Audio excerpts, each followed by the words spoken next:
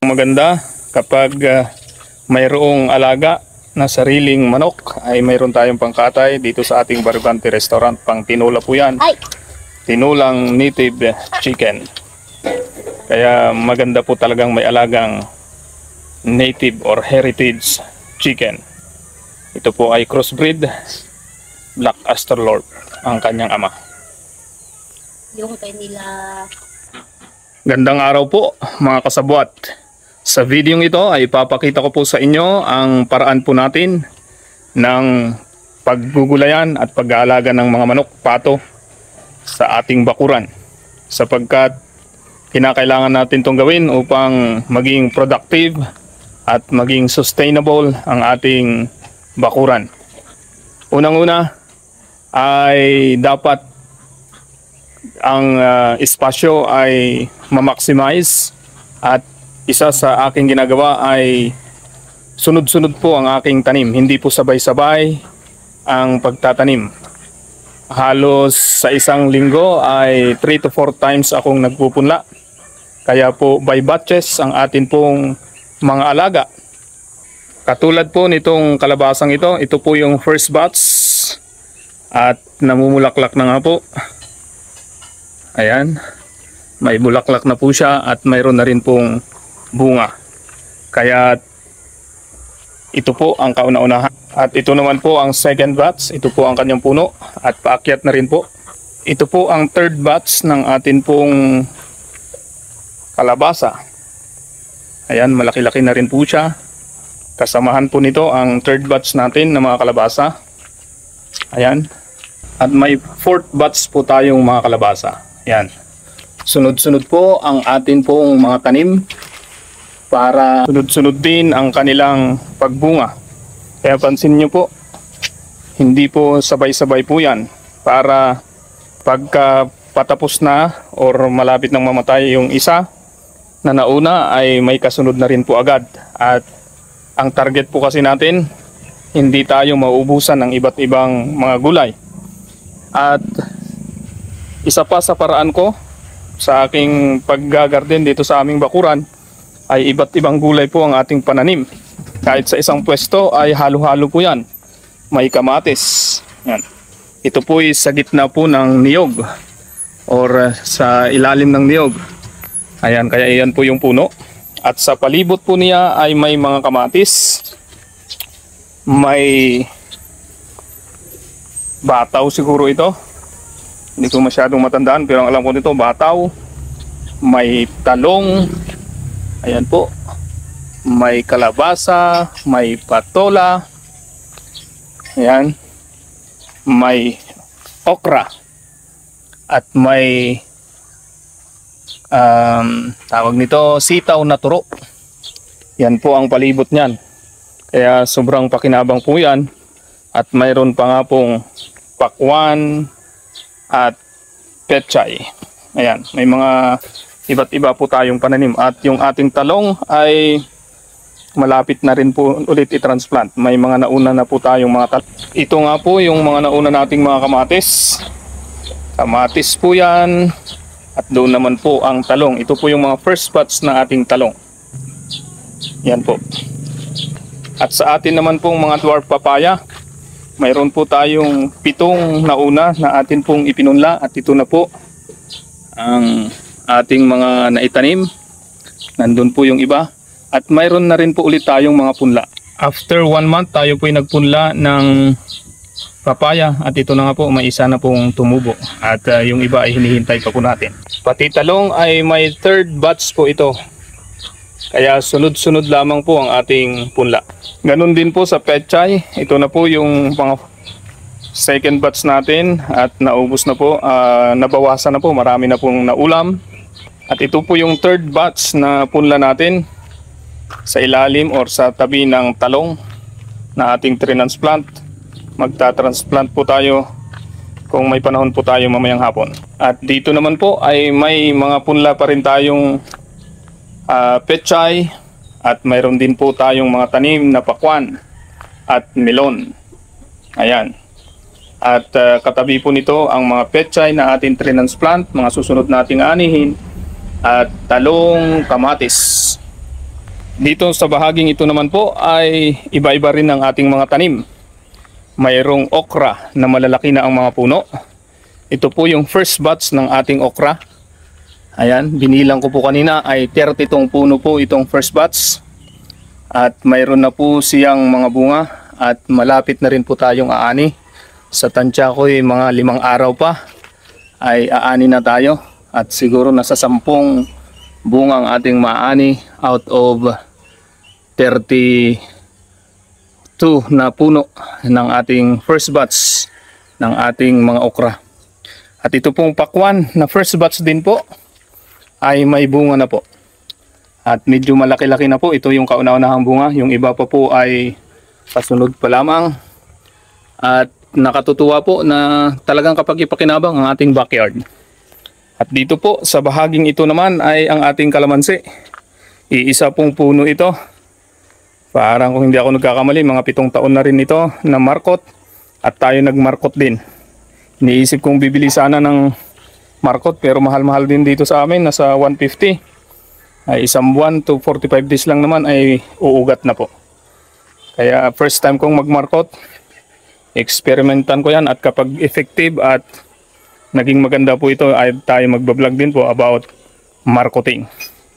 Ito pong mga patulan natin ay ilang beses na nating naulaman. At ngayon nga po ay mayroon na namang kasunod. At nakita ko po yung ating mga kasunod ng patula ay talagang sunod-sunod din po ang bunga. Yan po. Sunod-sunod po yan. Sa isang sanga po yan ay napakarami nito. At maraming batches po yan. Kaya ako'y naniniwala, hindi po titigil ang ating mga gulay. At higit 10 na po itong mga gulay natin na klase. May sitaw. At ang ating sitaw nga po ay namumunga na po. At katabi po ito ng ating kalabasa sa gilid po ng ating terrace. Ayan, dating flower garden po ito na ginawa na nating mga gulay.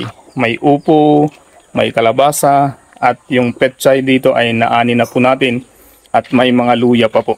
Yan, talagang maximize po ang ating pwesto.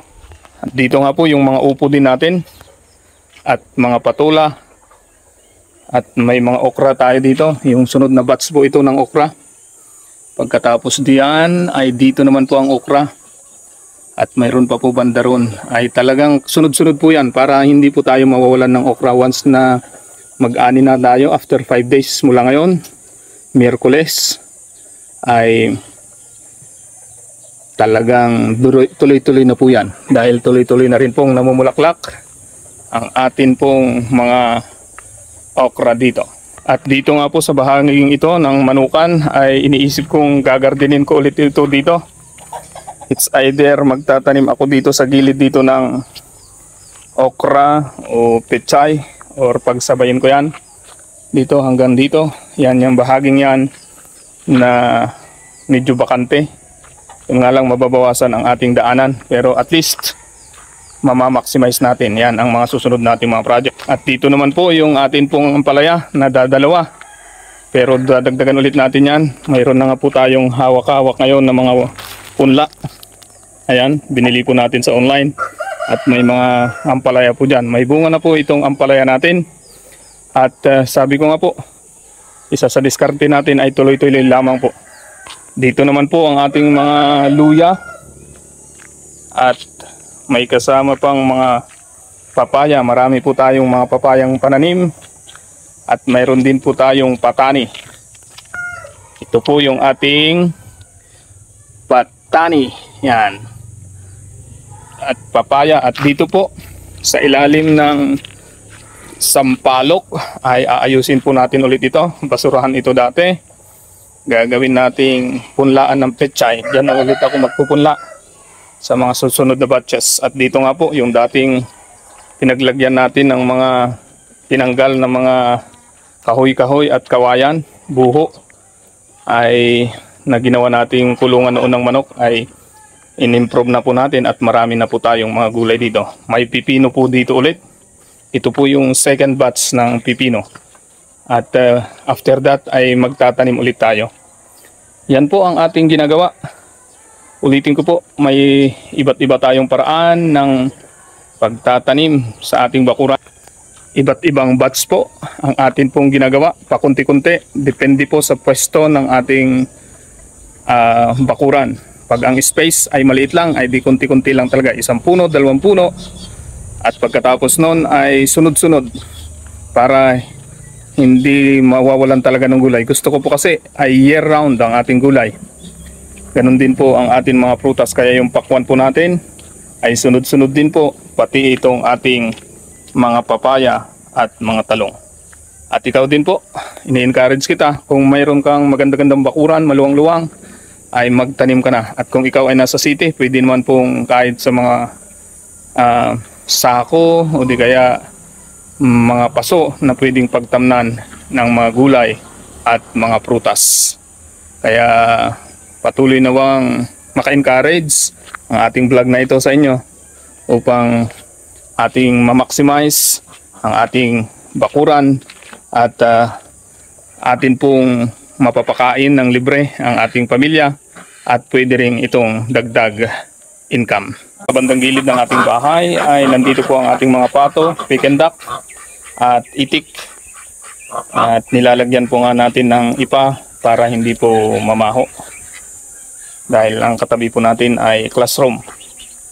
At kapag hindi po tayo nakapagpapisa ay bumibili po tayo ng mga sisiw at atin po itong pinapalaki dahil talagang kailangan natin ng maraming pato at itik sa ating Barugante Restaurant. Mabili po ang ginataang adobo sa gata na pato. At bumili po tayo ng 4 na kabang mais sa aking pamangkin dahil ito ay reject na. Yun ang mga gusto kong bilhin dahil malilit ang butil at hindi ko na ito ipapagiling. Nabili ko lamang po yan ng 15 pesos per kilo. At napakaganda po sapagkat mas matipid na ito pandagdag doon sa mga commercial feeds na atin pong binibili. At ito nga po, ipapakita ko po sa inyo ang atin pong patukang libre. Tayo po'y humihingi ng sapal ng soya beans, yung ginagawang soya milk, at atin pong idinadagdag sa ating patuka. At ito po'y napakalaking katipiran. At yung mga mais nung una pang panahon ay atin pong piniferment. Ito po'y last year pa at ito po'y kinakain din ng ating mga manok para hindi tayo naubusan ng patuka. Ito na nga po ang atin pong mga manok. Sila po'y nakakain na. At nilalagyan nga po natin ng ipa para mayroon silang nilalaro-laro, kinakalahig, at ganoon din po pang tanggal ng amoy ng kanilang mga ipot. At yung mga binlid ng ipa na yan ay nagiging pagkain din nila. Higit pa doon, itong mga ipa na malapit ng mabulok or mga luma na ay iniipon ko po yan at nilalagay ko naman sa ating mga garden.